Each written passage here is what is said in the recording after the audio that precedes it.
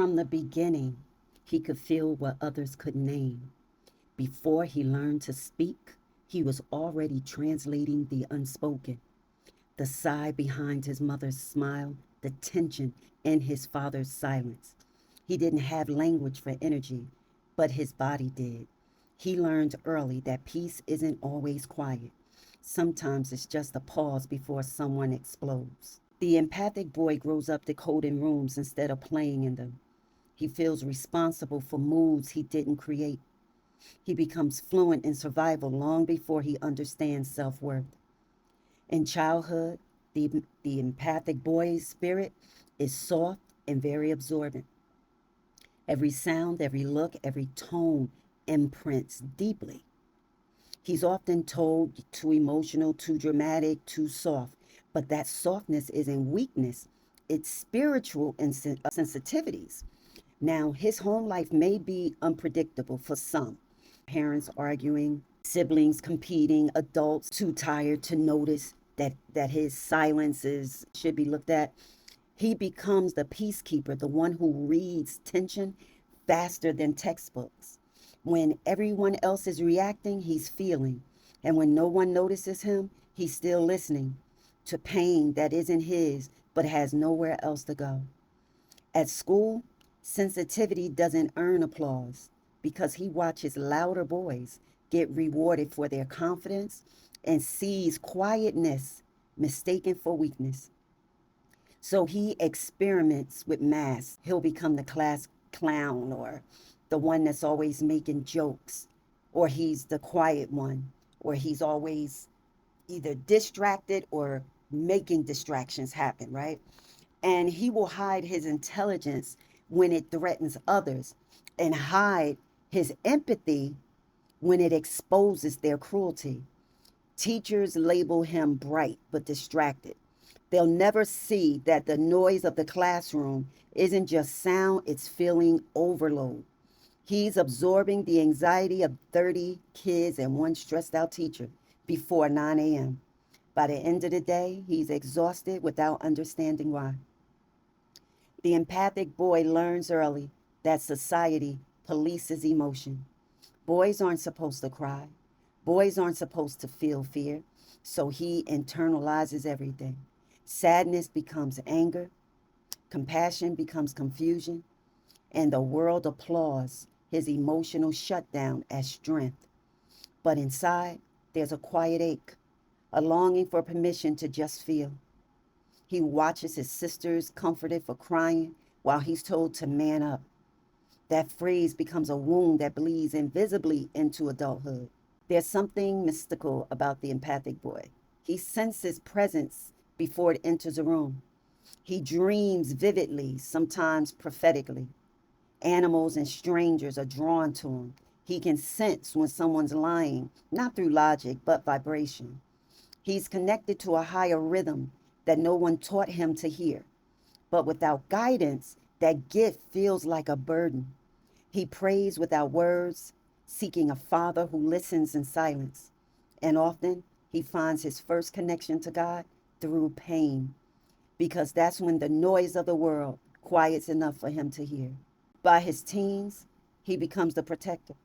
He comforts his mother, mediates for siblings, and absorbs his friends' crisis. People confide in him because he's safe. But who protects the protector? He learns that empathy without boundaries becomes self destruction. He starts confusing helping with healing, carrying pain that was never assigned to him. He begins to disappear under the weight of everyone else's emotions. The empathic boy enters adolescence torn between survival and authenticity. He numbs out through music blasting, late night video games, distractions that drown out the noise of feeling. He starts doubting himself. Maybe I am too sensitive. So he builds armor, sarcasm, detachment, and also toughness. But the armor never fits comfortably. He can't kill his sensitivity. It's his design. So he hides it instead. And in that hiding, his true power begins to sleep. Somewhere in his late teens, The world begins to test him. Loss, betrayal, heartbreak. And in those moments, he rediscovers the truth. His feelings are not flaws, they are instruments. His empathy becomes discernment. His compassion becomes leadership. His sensitivity becomes strategy. He realizes he was never meant to blend in. He was meant to balance what others break. When guided, the empathic boy becomes the spiritual man who can lead with both strength and heart. The boy who was once shamed for feeling too much becomes the man who heals others through the very emotions he was taught to hide. To every empathic boy listening, you are not weak for caring. You are not crazy for sensing. You are not alone in your silence. What you feel deeply is proof that your soul is still alive in a world going numb. Protect that and train it, because one day your empathy will become the light someone else was praying for. Once you come into manhood, oftentimes you're the one that everyone leans on, the one who listens more than he speaks, who fixes what he didn't break, who carries what others drop without hesitation. But behind his composure lives exhaustion, not just physical, but spiritual.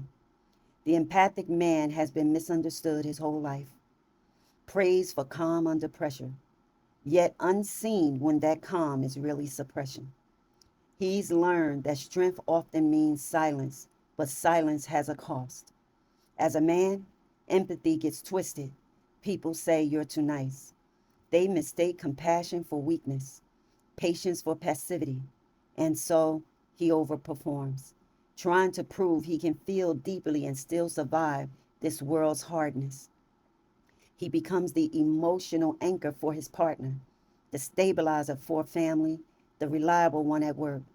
But no one asks, who grounds him? He's drowning gracefully, smiling while suffocating under unspoken expectations. The empathic man lives in conflict. The world tells him to lead without emotion, to conquer without compassion. Yet his soul was designed to sense before it moves.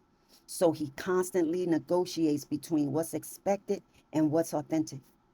He feels the tension of every interaction. He senses energy shifts in his partner, coworkers, and even strangers. He absorbs negativity like a sponge, but has nowhere to release it. His empathy becomes armor and prison at once. He's respected but rarely known. In relationships, the empathic man often becomes healer instead of partner. He attracts those who are broken because his energy feels safe. He listens, he nurtures, forgives, and even explains until he forgets himself. He mistakes endurance for love. He gives grace to those who never often offer it back. And when he finally pulls away, he's accused of being cold, though all he ever wanted was reciprocity. He doesn't fear loneliness. He fears being needed but never seen. That's the heartbreak most people will never notice. In professional spaces, his empathy becomes both advantage and target. He can read a room before words are spoken. He senses dishonesty in leadership and burnout in his team. He's the peacemaker in meetings, the one others vent to behind closed doors. But compassion doesn't always climb ladders. He watches louder, more ruthless people rise while he quietly maintains integrity.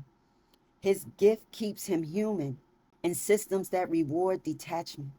He begins to question, is there still space for soul and success? Eventually, the empathic man hits the wall, emotionally and spiritually. His body starts speaking where his words never did. Fatigue becomes chronic. Sleep no longer restores. He's not just tired, he's drained. He looks back at a life of giving and wonders who noticed. He's sacrificed hobbies, friendships, even health for harmony that never came. And for the first time, he has to admit, I need peace that doesn't depend on performance. Healing for empathic man begins the moment he stops apologizing for needing rest. He learns that saying no is not rejection, it's responsibility. He finds strength not in silence, but in truth. He reconnects with his inner boy, the one who used to feel everything freely before the world called it weakness. He reclaims joy without guilt, solitude without shame. He no longer rescues people who resist growth. Instead, he uses empathy to lead, to teach, and build, not to bleed. That's the sacred shift from emotional savior to emotional strategist. As he matures, he sees empathy not as a burden but a blueprint. He realizes he was designed to feel deeply so that others can learn how to feel safely. He becomes a mentor, a father, an elder, teaching through example, not exhaustion. His peace becomes contagious. His presence heals without performance. He no longer chases understanding, he lives it. The empathic man ages gracefully when he finally lets himself receive love, rest, and divine replenishment. He learns that protection is not walls, it's wisdom, and that compassion, when directed inward, becomes power. To every empathic man listening, you are not weak for needing space. You are not broken for craving quiet. And you are not alone for feeling unseen. Your heart was never designed to harden, it was designed to discern. You were born to bring emotional intelligence to a world that confuses numbness with strength. So breathe, release, and know that even in solitude, your spirit is still serving. Thank you for visiting my channel. Stay covered, stay conscious, stay undefeated. I'll see you on the next one. Bye bye.